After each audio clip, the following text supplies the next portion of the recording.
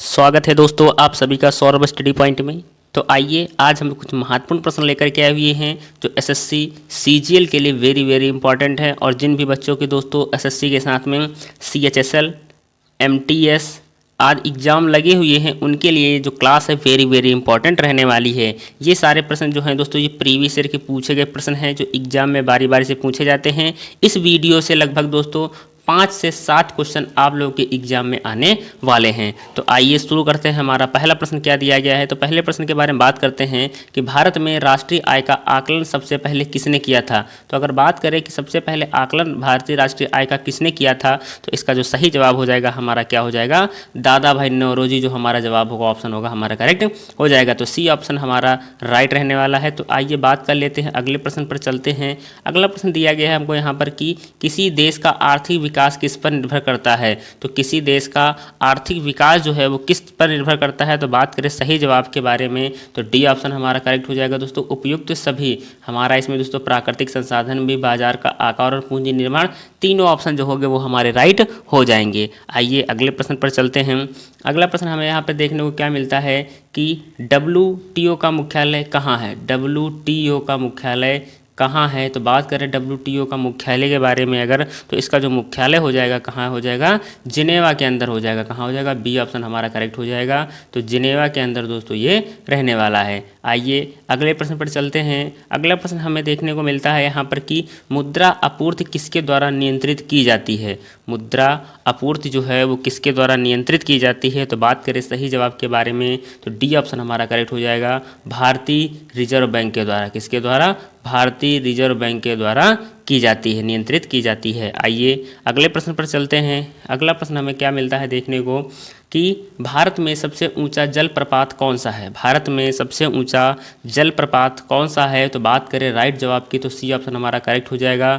जोग प्रपात जो होगा दोस्तों वो सबसे ऊंचा जलप्रपात हो जाएगा। ये एग्जाम में पूछा गया प्रश्न है जो बारी बारी से एसएससी एग्जाम इसको पूछती है। आइए अगले प्रश्न पर चलते हैं। अगला प्रश्न हमें क्या देखने को मिल रहा है, यहाँ पर देखने को मिलता है कि जूट उत्पादन में सबसे प्रचुर प्रदेश कौन सा है। जूट उत्पादन में सबसे प्रचुर देश कौन सा, मतलब सबसे ज़्यादा जूट का उत्पादन किस प्रदेश में होता है, तो बात करें सही जवाब के बारे में कि ये कहाँ पर होता है दोस्तों, तो ये हो जाएगा पश्चिम बंगाल के अंदर का। किस राज्य में, पश्चिम बंगाल में जो है वो सबसे ज़्यादा जूट का उत्पादन होता है। आइए अगला प्रश्न देखते हैं कि अगला प्रश्न हमारा यहाँ पर क्या है। अगला प्रश्न है कि निम्नलिखित में से कौन सा देश पाक स्टेट से जुड़े हुए हैं। दोस्तों अगर बात करें कौन सा देश जो है वो पाक स्टेट से जुड़े हुए हैं, तो इसका सही जवाब हमारा क्या हो जाएगा, तो भारत एवं श्रीलंका। कौन सा देश दोस्तों है, भारत और श्रीलंका जो है वो पाक स्टेट से जुड़े हुए हैं। आइए अगले प्रश्न पर चलते हैं कि अगला प्रश्न हमारा यहाँ पर क्या है। अगला प्रश्न दिया गया है कि भारत में किस राज्य को चावल का कटोरा कहा जाता है। क्या कहा जाता है, चावल का कटोरा किसे कहा जाता है, तो बात करें सही जवाब की तो हमारा बी ऑप्शन जो करेक्ट हो जाएगा, आंध्र प्रदेश को कहा जाता है। किसको कहा जाता है, आंध्र प्रदेश को कहा जाता है चावल का कटोरा। आइए अगला प्रश्न देखते हैं। अगला प्रश्न हमें दिया गया है कि पहली बार परमाणु बम कहाँ फेंका गया था। पहली बार परमाणु बम जो है वो कहाँ पर फेंका गया था, तो बात करें सही जवाब के बारे में तो हिरोशिमा जो ऑप्शन होगा हमारा करेक्ट हो जाएगा। तो डी ऑप्शन जो होगा हमारा इस तरह से राइट हो जाएगा। तो दोस्तों आप लोगों को उम्मीद करते हैं कि बहुत अच्छे से समझ में आ रहा होगा। और जो भी बच्चे चैनल पर नए हैं तो चैनल को सब्सक्राइब कर लें ताकि दोस्तों हम आपको जो डेली वीडियो प्रोवाइड कराने वाले हैं उसमें आपको बहुत अच्छी हेल्प मिल सके। आइए अगले प्रश्न पर चलते हैं। अगला प्रश्न हमें देखने को यहाँ पर मिल रहा है कि ओजोन परत कहाँ पाई जाती है। ओजोन परत है जो ओजोन लेयर है वो कहाँ पर पाई जाती है, तो बात करें सही जवाब की तो समताप मंडल में पाई जाती है। कहाँ पाई जाती है, समताप मंडल में पाई जाती है। तो डी ऑप्शन जो होगा हमारा इस तरह से राइट हो जाएगा। तो आइए इसी तरह से हम अगला प्रश्न देखते हैं कि हमारा अगला प्रश्न यहाँ पर क्या रहने वाला है। तो बात कर लेते हैं अगले प्रश्न के बारे में हम कि अमेरिका की खोज किसने की थी। बात करें अमेरिका की खोज किसने की थी, तो इसका जो राइट जवाब हो जाएगा हमारा क्या हो जाएगा, कोलंबस हमारा जो ऑप्शन होगा वो करेक्ट हो जाएगा। कोलंबस ने जो है वो अमेरिका की खोज की थी। आइए देखते हैं अगला प्रश्न है हमारा कि नासिक किस नदी के किनारे स्थित है। दोस्तों जो नासिक है वो किस नदी के किनारे स्थित है, तो बात करें सही जवाब के बारे में कि जो नासिक है वो गोदावरी नदी के किनारे स्थित है। कहाँ पर, गोदावरी नदी के किनारे स्थित है। तो बी ऑप्शन हमारा करेक्ट हो जाएगा। एग्जाम में आपको एक शहर दिया जाएगा जो नदी के किनारे स्थित है, उसमें से दोस्तों एग्जाम में ज़रूर एक दो क्वेश्चन पूछ लिए जाते हैं। तो हमने आपसे कहा था कि इसमें से दोस्तों 5 से 7 क्वेश्चन आपकी शिफ्ट में ज़रूर फंसने वाले हैं। तो वीडियो पे अंत तक बने रहे, जितने भी महत्वपूर्ण प्रश्न हैं मैं आपको वो करा रहा हूँ। तो आइए देखते हैं इसी तरह से हमारा अगला प्रश्न क्या है।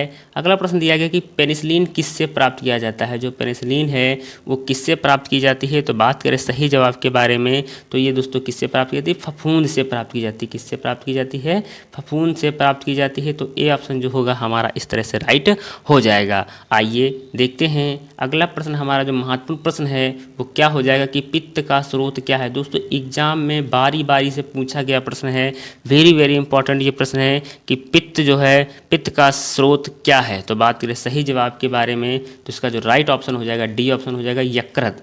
पित्त का स्रोत क्या है दोस्तों, पित्त कहाँ से निकलता है, तो यकृत से निकलता है। तो डी ऑप्शन जो होगा वो हमारा करेक्ट हो जाएगा। आइए अगले प्रश्न पर चलते हैं। इसी के साथ में हम निम्नलिखित में से कौन सा प्रक्षेपास्त्र भूमि से वायु में जाने वाला प्रक्षेपास्त्र है। तो दोस्तों हमको बताना है कि जो प्रक्षेपास्त्र है वो भूमि से वायु में जाने वाला प्रक्षेपास्त्र है दोस्तों, वो कौन सा। दोस्तों ये मिसाइल के बारे में बात हो रही है। जो प्रक्षेपास्त्र होती है इसको हम लोग मिसाइल बोलते हैं, कि जो भूमि से वायु में जाने वाली मिसाइल है वो कौन सी है। तो बात करें सही जवाब के बारे में, इसका हमारा राइट जवाब क्या हो जाएगा, त्रिशूल मिसाइल जो है दोस्तों वो भूमि से वायु में जाने वाली मिसाइल है। तो इस तरह से हमारा जो ए ऑप्शन होगा वो क्या हो जाएगा, इसमें करेक्ट हो जाएगा। आइए अगला प्रश्न देखते हैं। अगला प्रश्न यहाँ पर हमको देखने को मिल रहा है कि किस देश में विक्रम संवत आधिकारिक कैलेंडर है। विक्रम संवत आधिकारिक कैलेंडर है। तो बात करें सही जवाब के बारे में, तो वो कौन सा देश हो जाएगा, तो नेपाल हो जाएगा। कौन सा देश हो जाएगा, नेपाल हो जाएगा। डी ऑप्शन हमारा करेक्ट हो जाएगा। तो दोस्तों इसमें कौन सा करेक्ट हो जाएगा, हमारा डी ऑप्शन हमारा राइट हो जाएगा। आइए अगले प्रश्न पर चलते हैं। अगला प्रश्न यहाँ पर हमको देखने को मिल रहा है कि गांधी द्वारा सन 1933 तक संपादित समाचार पत्र का नाम क्या था। गांधी जी द्वारा सन 1933 तक संपादित समाचार पत्र का नाम क्या था। तो बात करें सही जवाब के बारे में, तो डी ऑप्शन हमारा करेक्ट हो जाएगा। दोस्तों ये एग्जाम के लिए वेरी वेरी इंपॉर्टेंट प्रश्न है, एग्जाम में आपको ये देखने को मिल सकता है। तो आइए इसी के साथ में हम बढ़ते हैं अगले प्रश्न पर। अगला प्रश्न है हमारा यहाँ पर कि भारत सेवक समाज की स्थापना किसने की थी। तो दोस्तों ये समाज स्थापना से रिलेटेड एक प्रश्न जरूर पूछने को देखने को मिल सकता है, जैसे ब्रह्म समाज हो गया दोस्तों, प्रार्थना समाज हो गया, ये सारे प्रश्न जरूर एग्जाम में आपको देखने को मिलेंगे। तो बात कर लेते हैं कि भारत सेवक समाज की स्थापना किसने की थी। तो इसका जो सही जवाब हो जाएगा हमारा क्या हो जाएगा, गोपाल कृष्ण गोखले जो हमारा राइट होगा, बी ऑप्शन हमारा करेक्ट हो जाएगा। गोपाल कृष्ण गोखले जी ने भारत सेवक समाज की स्थापना की थी। और पूछा जाता है कि ब्रह्म समाज की स्थापना किसने की थी। ब्रह्म समाज की स्थापना किसने की थी दोस्तों, तो राजा राम मोहन राय ने किसने की थी, राजा राम मोहन राय ने दोस्तों इसकी स्थापना की थी। आप लोग हमें कमेंट बॉक्स में कमेंट करके बताइए कि प्रार्थना समाज की स्थापना किसने की थी। प्रार्थना समाज की स्थापना किसने की थी, आप लोग हमें कमेंट बॉक्स में कमेंट करके बताइएगा। आइए अगले प्रश्न पर चलते हैं। अगला प्रश्न हमको यहाँ पर देखने को मिल रहा है कि अंग्रेजों द्वारा निम्नलिखित में से किस क्रांतिकारी को फांसी की सज़ा दी गई थी। किस क्रांतिकारी को फांसी की सज़ा दी गई थी अंग्रेजों के द्वारा। तो बात कर लेते हैं सही जवाब के बारे में दोस्तों, इसका राइट जवाब हमारा क्या हो जाएगा, राजगुरु को अंग्रेजों द्वारा फांसी की सज़ा सुनाई गई थी। आइए देखते हैं अगला प्रश्न हमारा क्या है। अगला प्रश्न है कि मोती मस्जिद निम्नलिखित में से किस नगर में स्थित है। मोती मस्जिद एग्जाम के लिए दोस्तों महत्वपूर्ण प्रश्न है। मोती मस्जिद निम्नलिखित में से किस नगर में स्थित है। तो बात करें सही जवाब के बारे में, तो इसका जो राइट ऑप्शन हो जाएगा हमारा क्या हो जाएगा, आगरा हमारा जो करेक्ट हो जाएगा। और आगरा के अंदर दोस्तों हमारा ताजमहल भी स्थित है, ताजमहल भी स्थित है। आइए अगले प्रश्न पर चलते हैं कि अगला प्रश्न हमारा यहाँ पर क्या देखने को मिल रहा है।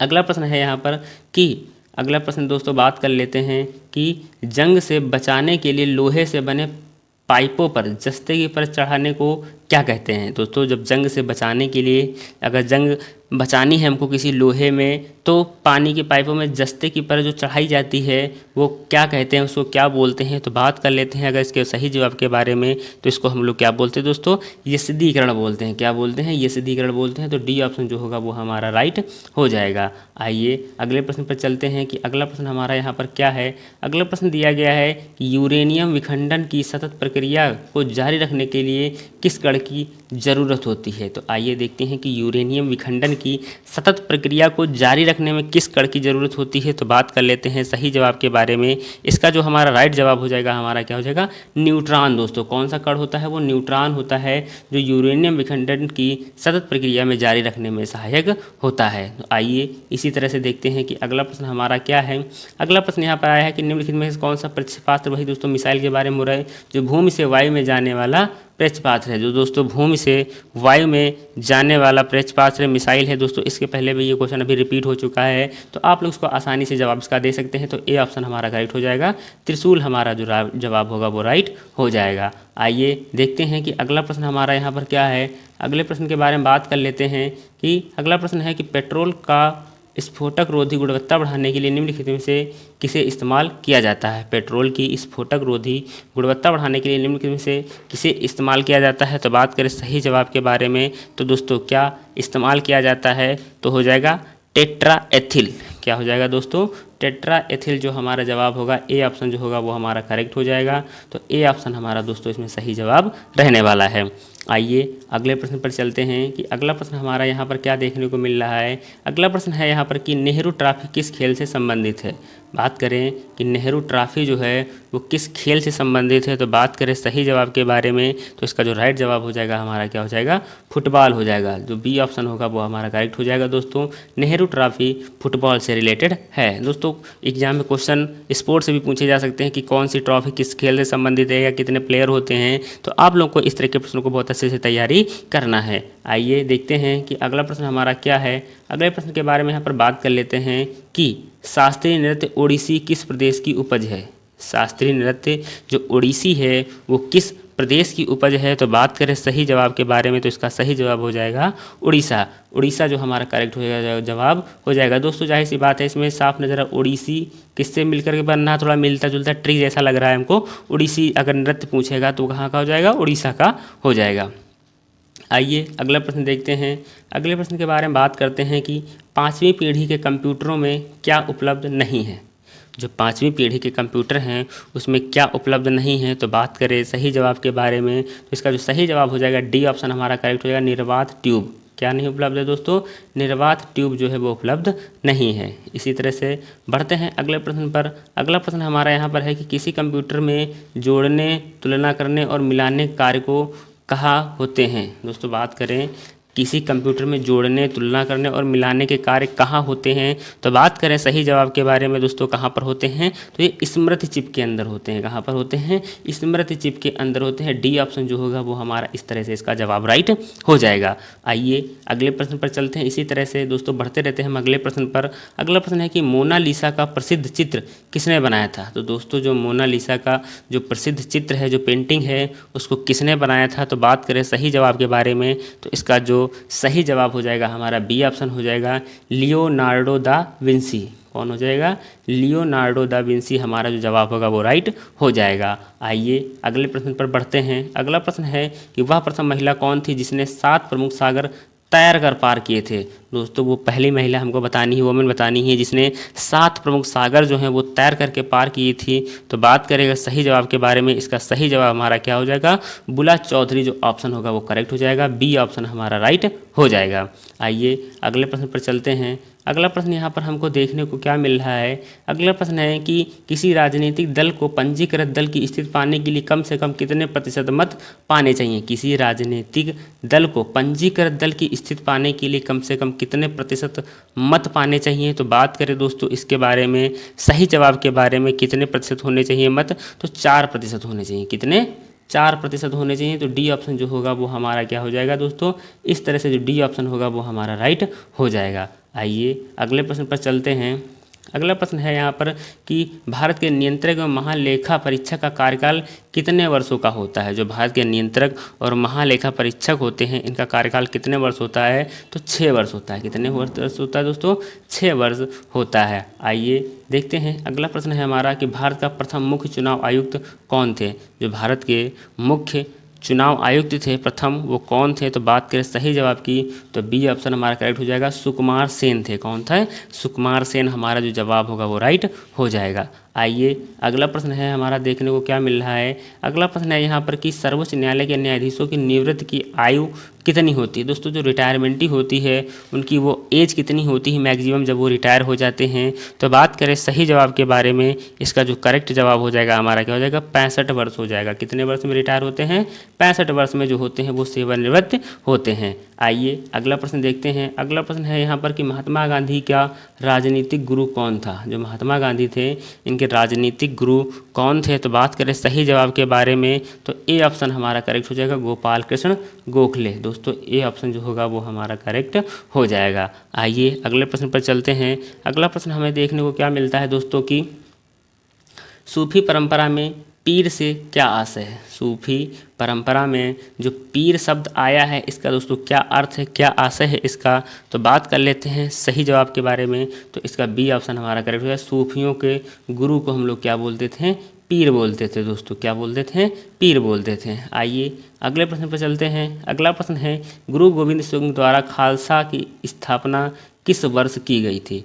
गुरु गोविंद सिंह द्वारा खालसा की जो स्थापना है वो किस वर्ष की गई थी। तो 1699 में की गई थी। कब की गई थी दोस्तों, 1699 में की गई थी। तो ए ऑप्शन जो होगा वो हमारा राइट हो जाएगा। इस तरह से उम्मीद करते हैं दोस्तों कि आप लोगों को ये वीडियो बहुत अच्छे से समझ में आ रही होगी और एग्जाम में पूछे जाएंगे यही प्रश्न। तो अच्छे से वीडियो पे बने रहें अंत तक, ताकि जितने भी महत्वपूर्ण प्रश्न कराएं हम आप लोगों को बहुत अच्छे से तैयार हो सकें। आइए अगला प्रश्न हमारे देखने को क्या मिल रहा है। अगला प्रश्न है कि पंचशील के सिद्धांतों का प्रस्तावक कौन थे।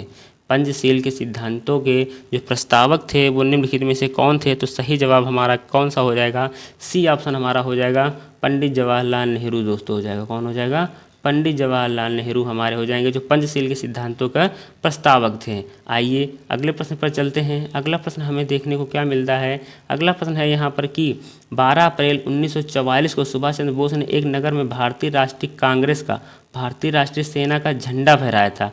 वह नगर इस समय किस राज्य केंद्र शासित प्रदेश में है। क्वेश्चन को हमको बहुत अच्छे से समझना है कि सुभाष चंद्र बोस ने भारतीय राष्ट्रीय सेना का झंडा फहराया था, वह नगर इस समय किस राज्य केंद्र शासित प्रदेश में है। तो बात कर लेते हैं सही जवाब के बारे में। तो इसका जो सही जवाब हो जाएगा हमारा क्या हो जाएगा, सी ऑप्शन हो जाएगा, मणिपुर के अंदर है। कहाँ पर है, मणिपुर के अंदर स्थित है। आइए अगले प्रश्न पर चलते हैं। अगला प्रश्न है कि निम्नलिखित में से किसको किसी कोशिका में अचल संपत्ति माना जाता है। किसी कोशिका में अचल संपत्ति माना जाता है। तो बात करें सही जवाब के बारे में, इसका जो राइट जवाब हो जाएगा हमारा क्या हो जाएगा, कार्बोहाइड्रेट हो जाएगा। क्या हो जाएगा दोस्तों, कार्बोहाइड्रेट हो जाएगा।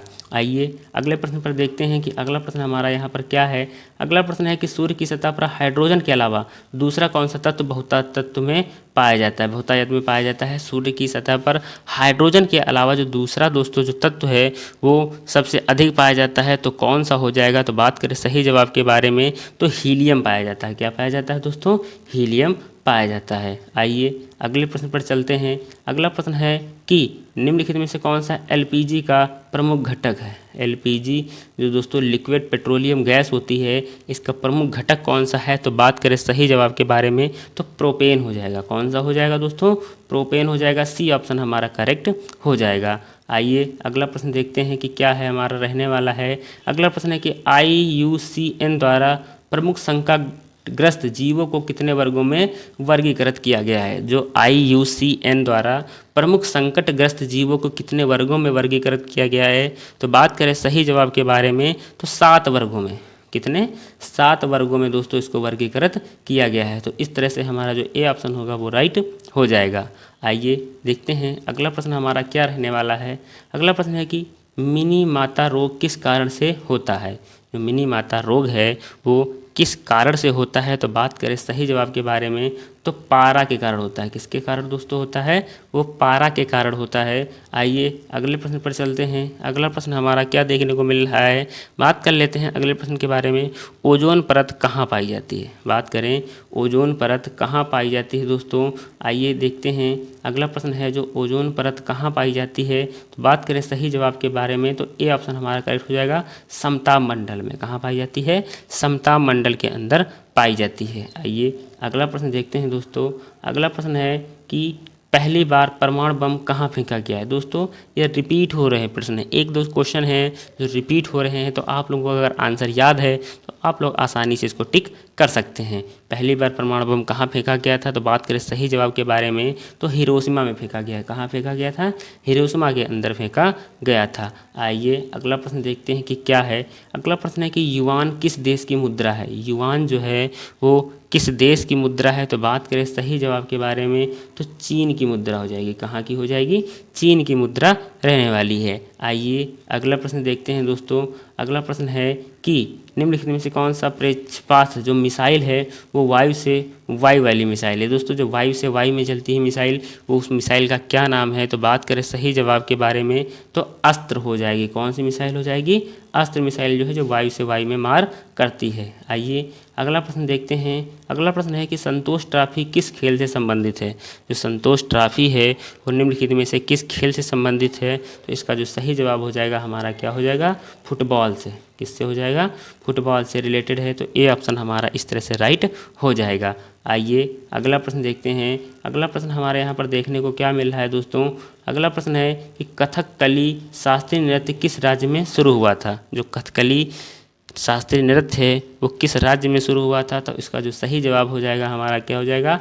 केरल ऑप्शन जो होगा वो हमारा करेक्ट हो जाएगा। तो इस तरह से डी ऑप्शन हमारा राइट हो जाएगा। तो दोस्तों आप लोगों को ये वीडियो कैसा लगा, आप लोग हमें कमेंट में कमेंट करके बता सकते हैं कमेंट बॉक्स में कि ये वीडियो आप लोगों को कैसा लगा। और दोस्तों जो भी चैनल पर नए हैं तो चैनल को सब्सक्राइब कर लें, ताकि जितने भी महत्वपूर्ण प्रश्न हों वो हम आप लोगों के लिए लेकर आएँ। क्योंकि अभी जितने भी दोस्तों एग्जाम होने वाले हैं SSC CGL के, वो सारे दोस्तों हम आपको एनालाइज कराएंगे कि कौन से टॉपिक से कितने क्वेश्चन पूछे जा रहे हैं। तो दोस्तों उम्मीद करते हैं कि आप लोगों को ये वीडियो बहुत अच्छे से समझ में आया होगा। चैनल पे अगर अभी तक नए हैं तो चैनल को सब्सक्राइब कर लीजिएगा। धन्यवाद।